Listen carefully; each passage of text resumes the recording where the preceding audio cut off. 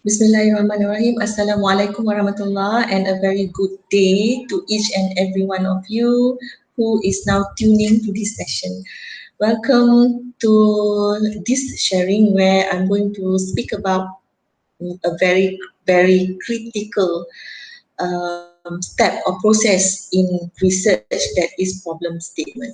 So today's session is all about problem statement. So what is problem statement? Okay, it is problem statement is the heart of the research. So when we say it's a heart, it means problem statement is the center of every research. It is vital, it is important, it is necessary, and it is a must-have section in every research. Secondly, problem statement is the first step in research process. Let's let's um, let's have a quick revise on previous session where I have shared about what is research. In layman's terms, research simply means a process of answering a question, a process of finding answer to a question or finding solution to a question. So in order for a research to begin, it has to have a question marks. Okay, so that's why problem statement is the first in a research process, first step. Finally, problem statement is also the reason why a research is needed. Okay, meaning to say that uh, it is a statement where the researcher or we justify why we actually carry out this research, right? Okay. Next, let's look at how can we construct problem statement or how to construct a problem statement. So basically, I divided them into three simple steps. Number one, contextualize the problem, meaning that we have to frame our problem statement in its particular context where we write a paragraph, okay, giving some idea or background on what is already known about the context that we choose, or the area or the setting that we choose in our research, okay. And when we do that, actually we have, it can be divided, okay, this problem statement can be divided into practical research problem as well as theoretical research problem. So when we say practical, it simply means we are focusing in the industry or the businesses or a particular institution or a particular brand. And when we talk about theoretical research problem, is when we look into what we call the scientific or the geographical or social context. Okay, so that's the difference between practical and theoretical. Okay, next step, uh, after we write down a paragraph explaining on the context of our problem statement, whether it's practical or theoretical. Next is to write on why this research matters. So basically, problem statement should also address the relevance of the research or the importance of the research.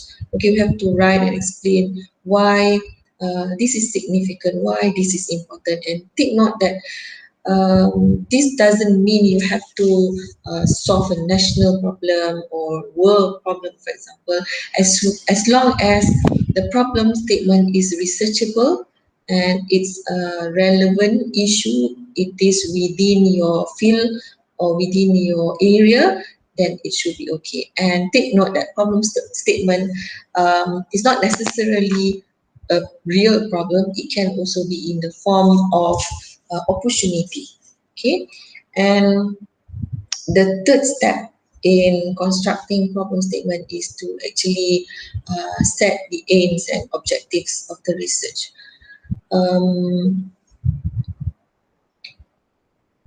The difference between the aims and objectives of the research is that the aims is actually when we write a general statement explaining the reason or the goal that we want to achieve, and objective is actually a very detailed statement, okay, how or what are the steps that we're going to achieve this general aim, right?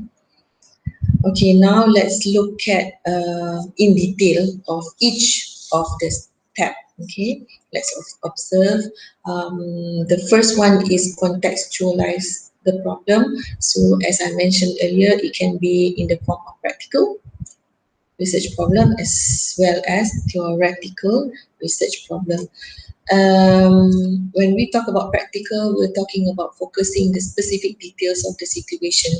So we are zooming into the industry or the business or the brand, the institution, the organization, and we raise questions like where or when does the problem arise? What does the problem affect, and what attempts have been made to solve the problem? Meanwhile, theoretical research problem, researchers think about the scientific, social, geographical, or even historical background. We ask questions like what is already known about the problem. Here, we have to look into the secondary data or our literature review. And second question is that is the problem limited to a certain time or certain area, okay, and how this problem was defined or was debated in the literature by previous researchers. So um, this is how we contextualize the problem.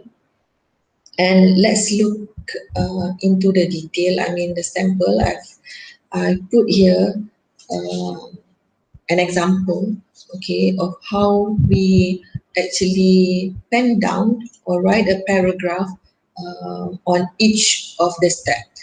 Okay, step one, contextualize the problem.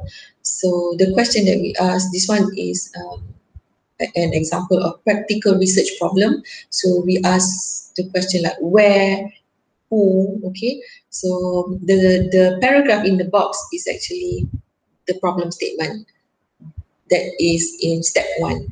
Okay, let me read. Malaysia is a land of incredible biodiversity and natural beauty makes it a perfect place for hiking, whitewater rafting, wildlife watching, mountain climbing, and cave exploration. However, the marketing of whitewater rafting in Malaysia mostly attracts river explorer, okay, mostly attracts river explorer, and ignores the family segment. So this is where the problem arise, okay, or where the issue or the gap arise. So despite the 30% contribution of family tourism, so I highlight here where. So the answer is what water rafting in Malaysia, and who affected is actually the family segment. So this is an example of a paragraph of problem statement. Okay. Next, we move into the theoretical sample. Okay, theoretical is when we ask question what is known previously in the literature, like the the the the existing geographical background or existing issue. Okay, so the first box, okay, let me read. Family tourism is predicted to grow more than other forms of leisure travel because it represents a way to reunite the family and for family members to spend quality time with each other away from the demands of everyday life. This is pictured in many previous studies on family tourism, which typically represent Western-centric perspective. So we can see that the writer wrote here what is already known. So it's written here that previous studies have actually looked into the area, okay, that they are choosing, but then they only focus on Western perspective. Interestingly, family tourism from the non-Western view that definitely reflect differences in culture and challenges is still under research. So this is how people construct problem statement in terms of theoretical uh, research problem. Okay, so let's move into the second example of theoretical research problem. Let me read. In the area of family holidays, studies have been conducted in general travel, future travel, national parks, and theme parks. Okay, so this is what have been discussed previously in literature. However, research on family decision making in adventure tourism, specifically on whitewater rafting in Malaysia context, is limited. So this is where the writer penned down a paragraph answering the question of how it is or how it was being discussed in it. Okay, so basically the general history or general background of the area under study. So that's the first step. Okay. And then the detail on the second step show why it matters. Practical research problems. So this is when you ask question like what will happen if the problem is not solved? Okay, who will feel the consequences, whether the consumer or the business or the marketer, national level or international level? Does the problem have wider relevance? Okay, that's practical research problem. Meanwhile, theoretical research problem, okay, we can ask question like how will resolving this problem advance understanding of the topic. So when we talk about theoretical research problem, explaining on why it matters to do this research is more on the knowledge discovery. So theoretically, people explain on doing this research or answering this question is more on discovering new knowledge, like advancing understanding of the topic. Okay, what benefits will it have to future research, meaning what can the future researcher learn from this research? Does the problem have direct or indirect consequences for society? So this is actually the difference on how people write the justification of doing a research. Okay, why it matters, whether it's on a practical point of view or theoretical point of view. So let's look at the example. Okay, this is the practical research problem. How writer write down a paragraph justifying why this research matter. So it answers the question what will happen when they did not do the research. So despite the 30% contribution of family tourism to the holiday travel market, this segment is still underrepresented in research. So it means that this research is important because it addresses 30% of the market segment. Okay, so without addressing this segment, business will lose this potential segment, right? And who will feel the consequence? So here, you wrote can, as described by complex traveling units, refer to families that comprise individuals with varied cognitive, emotional, and behavioral characteristics and abilities, which can greatly affect family decision making across an individual lifespan. So this paragraph actually explain or justify why this research matters. Okay, because it affects the potential consumer as well as it affects the family members, the individual family members. Okay. Next, the final step that I have highlighted earlier, step 3 is to set your aims and objectives. So again, aims is actually the overall purpose of your research. whereas objectives is actually the specific steps you will take to achieve this general aim. So let's look into the sample. Okay, so I put down here the aims, how the writer wrote the aims of the research. Okay, let's look here. Thus, this study aims to find out the detailed motives of each family member for experiencing this exciting activity, which means the whitewater rafting. So it is a general statement, okay, explaining the aims of the research. So it's generally written here. The study aims to find out the detailed motives of each family member. Okay, then let's move into the objectives.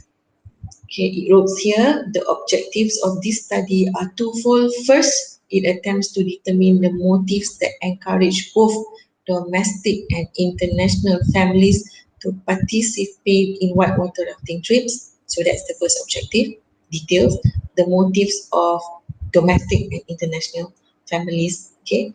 Second, it establishes the dominant effect of family members during the various stages of family decision making about such a trip. So these are example of research objectives. So when the research uh, uh, is conducted and move towards, when it reached the findings, so the findings of the research should answer this objective, meaning the finding should give or list down what are the motives of the domestic and international families participating in whitewater rafting, and what are the dominant effects of each family member.